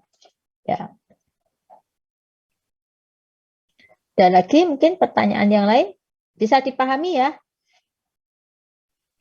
Terima kasih, Bu. Ya. Ya, saya juga berdasarkan selain saya juga pernah belajar gitu ya dari S1 sampai S3 gitu ya. Tapi saya juga mendasarkan pada pengalaman, baik itu pengalaman ketika di industri, juga pengalaman-pengalaman saat mengerjakan disertasi dan sebagainya gitu. Nah, jadi di sini saya hanya sharing. Tapi kalau di perusahaan sekarang, nah itu saya yang kurang. Artinya kan saya belum pernah mencoba magang di perusahaan-perusahaan sekarang tuh kayak apa gitu. Tetapi hanya mendapat gambaran dari teman-teman yang punya pekerjaan di situ begitu. Sehingga dengan diskusi dengan teman-teman itu saya bisa menceritakan gitu ke Anda gitu. Ada yang memang dia bisnisnya adalah itu tadi ya, dia mengembangkan software, menerima proyek-proyek software dari berbagai negara dan sebagainya gitu. Sehingga teman-teman seperti itu biasanya saya suka diskusi kaitannya apa? Ya nanti kalau ngajar mahasiswa gimana gitu. Karena banyak hal-hal yang antara teori dan praktek itu kan memang jauh ya. Kalau teori itu kan dibuat dalam kondisi ideal, tapi kalau di praktek kan kondisinya tidak selalu ideal gitu ya. Kondisinya bisa macam-macam ya. Jadi kalau misalnya Anda sudah menyatakan, oh ini problemnya ini nanti diselesaikan di sini, belum tentu usernya setuju, usernya masih muter-muter masih. Nah itu kondisinya kayak gitu ya. Kalau di teori kan kelihatannya mudah ya melakukan analisis requirement tuh. Pokoknya nanti kita bisa menggali apa sih yang dibutuhkan oleh user, memotret kebutuhan usernya seperti apa. Itu kan teorinya kan secara idealnya begitu, tapi nanti di lapangan nggak semudah itu gitu. Makanya kita perlu dokumentasi gitu, perlu perencanaan yang baik, perlu detail gitu ya, seterusnya itu. Nah, itu di lapangan kayak gitu. Karena yang di lapangan yang kita hadapi kan manusia gitu ya, manusia bukan kayak software ya atau komputer yang diam aja gitu ya, tapi manusia yang kita hadapi gitu. Ya sama dulu saya juga gitu, kalau permintaannya loh ini harus dibuat ini. Jadi selama sistemnya dipakai dalam proses maintenance itu ada saja yang diminta. Ini kok nggak bisa praktis ya, bisa nggak dibuatkan tambahan fitur ini. Ya selama itu masih di dalam kontrak ya tetap bisa, karena kan dulu perusahaannya kontraknya itu 15 tahun gitu ya, 15 tahun dengan pemerintah gitu. Artinya 15 tahun itu di 5 tahun itu di pengembangan plus penerapan, nanti yang 10 tahun itu untuk maintenance. Nah, tapi di dalam maintenance itu klausulnya disebutkan masih boleh nambah fitur-fitur tertentu gitu kan, karena biayanya sudah disebutkan di sana. Jadi begitu sistemnya dipakai, kemudian menurut pemerintah kok ada fitur yang kurang praktis, harus ditambahkan fitur baru, ya perusahaan harus mau nambah fiturnya gitu. Nah, selama itu masih dalam kontrak gitu. Termasuk maintenance, loh banyak bug dan sebagainya, ya kita harus mau maintenance gitu ya. Mau sampai malam kerjaannya dan sebagainya, ya tetap jalan gitu, tidak ada masalah. Oke, ada lagi mungkin pertanyaan?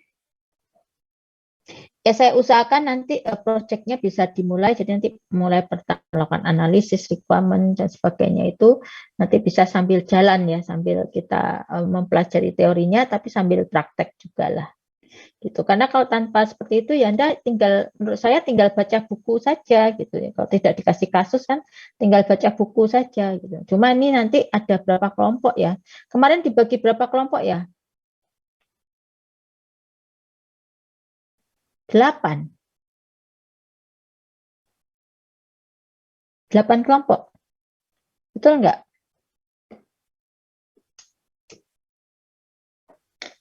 9, Bu.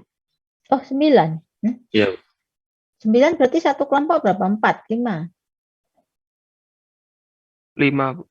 5 ya. Ada yang 4 mungkin. Oh enggak ya, pas ya 5 ya. Loh, Anda tuh totalnya berapa sih? 40, 45, apa 42, apa 41. Ini yang enggak hadir siapa ya?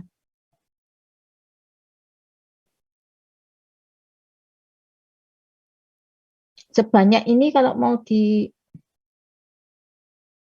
presensi repot ini. Saya kasih Anda link lagi ya, sebentar ya saya buka ya. Daripada saya repot nih. Nanti siapa yang enggak masuk kan ketahuan. Habis waktunya nanti kalau mau memanggil Anda satu-satu. Walaupun ada bagusnya juga sih memanggil Anda satu-satu jadi ketahuan yang hanya naruh layar sama yang tetapi ya butuh waktu.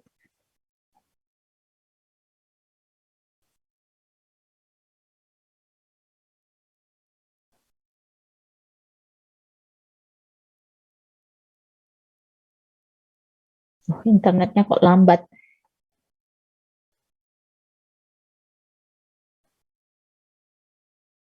Internetnya lambat nih. Apa karena hujan ya nggak pengaruh sebetulnya ya. Mau fiber optik kan mestinya nggak ada pengaruh hujan ya.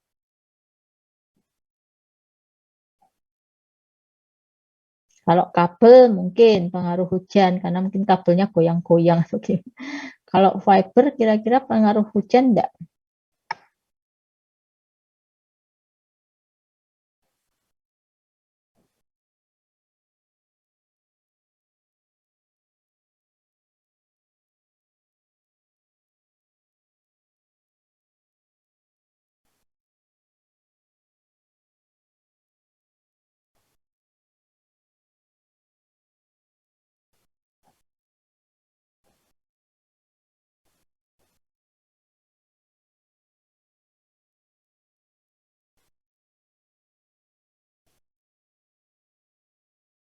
Ya, silahkan diisi deh.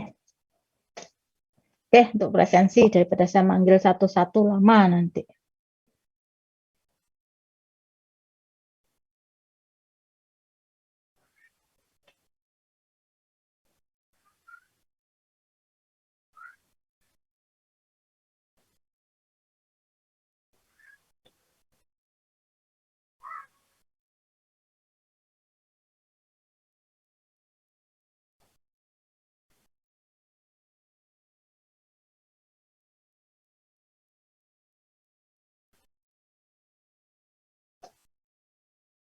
Tolong dibaca ya, saya berikan buku itu untuk dibaca gitu.